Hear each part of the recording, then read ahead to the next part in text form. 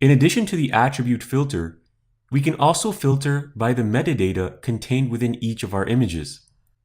It's important to note that unless you remove the attribute filter that we set in the last lecture, it will also be applied alongside any metadata filters we apply. That's why it's important to click the None button after you use any one of these filters. Now go ahead and click Metadata. When we click Metadata, a table appears with 4 columns. Each column contains datasets we can use to filter our images. For example, we can filter by date, we can filter by camera type, lens type, or color label. If you click on this menu here, there are also several other options you can select that are relevant to metadata. So I'll go ahead and select Camera Info.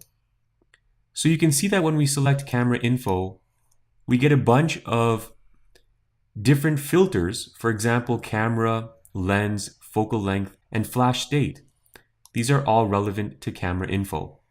If we were to go to default columns, we have date, camera, lens, and label. So let's go ahead and we can see that the Canon EOS 5D has 6 images attached to it. So all these 6 images were taken on the same camera. In the lens column, we have a breakdown of each lens that was used on this specific camera. So 4 images, an unknown lens was used. Lightroom cannot detect the lens that was used.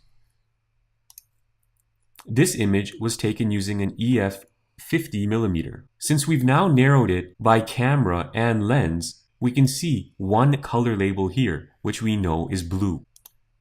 I'll go back to Camera Info, and that resets the columns. Let's say we wanted to filter our catalog by focal length and ISO. In that case, I'll go to Exposure Info because I know ISO is an exposure setting. So here, not only do we have ISO, we have aperture, shutter speed, and focal length. So as you can see, the metadata filter is quite comprehensive and there's a lot you can do with it. For now, click back on the None item to remove any filter that we've applied.